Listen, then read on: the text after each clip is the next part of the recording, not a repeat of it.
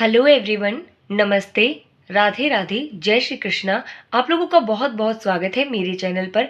आज के वीडियो में हम आपको एक पौराणिक कथा सुनाएंगे जिसमें भगवान श्री कृष्ण ने देवी रुक्मिणी और देवी सत्यभामा को नहाने और स्नान करने के बीच के अंतर के बारे में बताया है। तो चलिए शुरू करते हैं आज का वीडियो और इस कथा को सुनते हैं और जानते हैं कि नहाने और स्नान करने के बीच में क्या अंतर होता है। एक बार की बात है, देवी सत्यभामा देवी रुक्मिणी के पास जाती हैं और कहती हैं, दीदी, भगवान श्री कृष्ण हर रोज द्रौपदी के घर पे जाते हैं, ऐसे क्यों वो करते हैं? भला कोई अपनी बहन के घर हर रोज के क्या करने के लिए जाता है? तो इस बात पे देवी रुक्मिणी सत्यभामा को डांट देती है और कहती है, तुम अपना काम करो, वो बहन भाई का पवित्र संबंध है, तुम उस पर प्रश्न चिन्ह मत लगाओ। तो ऐसा सुनते ही सत्यभामा वापस अपने कक्ष में लौट जाती है। लेकिन जब सत्यभामा अपने कक्ष में लौटती है तो श्री कृष्ण कहीं जाने के लिए तैयार हो रहे थे। ऐसा देखकर वो उनसे पूछती हैं कि स्वामी, आप कहाँ जा रहे हैं? तो भगवान श्री कृष्ण कहते हैं कि मैं द्रौपदी के घर जा रहा हूँ।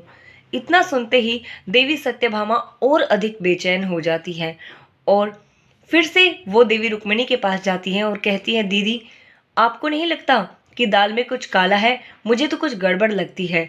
भगवान श्री कृष्ण का रोज इस प्रकार से द्रौपदी के घर जाना मुझे ठीक नहीं लगता। ऐसे इस तरह की जब वो बातें कर रही थी तो भगवान श्री कृष्ण, क्योंकि वो अंतर्यामी थे, तो वो सब जानते थे कि क्या हो रहा है। तो भगवान श्री कृष्ण उन दोनों का भ्रम दूर करने के लिए उन दोनों के पास आते हैं और कहते हैं, मैं द्रौपदी के घर जा रहा हूँ, क्या तुम भी मेरे साथ चलोगी? तो सत्यभामा रुक्मिणी की तरफ देखती है और कहती है, दीदी, हम बिल्कुल चलेंगे। तो रुक्मिणी को भी वो अपने साथ लेकर चले जाते हैं। वहाँ जाकर जब वो देखते हैं तो द्रौपदी उस समय अपने बालों को संवार रही होती है, अपने बाल बना रही होती है। तो भगवान श्री कृष्ण द्रौपदी से कहते हैं कि बहन, क्या कर रही हो तुम? तो द्रौपदी कहती है कि कान्हा, मैं तो अपने बालों में तेल लगा रही हूँ। तो श्री कृष्ण कहते हैं कि तुम्हारी दो दो भाभियाँ हैं, तो तुम्हें उनके होते हुए अपने बालों को खुद कंघी करने की क्या आवश्यकता है? ये तुम्हारी भाभियाँ हैं, ये तुम्हारी सेवा करेंगी। तो ऐसा कह के भगवान श्री कृष्ण सत्यभामा और रुक्मिणी की तरफ इशारा करते हैं और कहते हैं कि सत्यभामा, तुम जाओ और द्रौपदी के सर में तेल लगाओ और रुक्मिणी, तुम उनकी चोटी बनाओ। तो वो दोनों एक दूसरे के मुंह की तरफ देखती हैं। तो सत्यभामा, जो कि पहले से ही गुस्से में थी, वो रुक्मिणी को कहती हैं कि ये बहुत ही अच्छा मौका मिला है, इसके सर में मैं ऐसा तेल लगाऊंगी कि इसके सारे बालों को तोड़ के रख दूंगी, आज मैं एक भी बाल इसके सर पे छोड़ूंगी नहीं। तो ऐसा करते ही फिर उन्होंने तेल लगाना शुरू किया। उन्होंने जैसे ही एक बाल तोड़ा द्रौपदी का, तभी एक आवाज़ सुनाई देती है, हे कृष्ण। ऐसे ही जब उन्होंने दूसरा बाल तोड़ा, फिर से वही आवाज़ आती है कि हे कृष्ण। ऐसे ही तीसरा बाल तोड़ा, फिर से वही आवाज़ आती है, हे कृष्ण।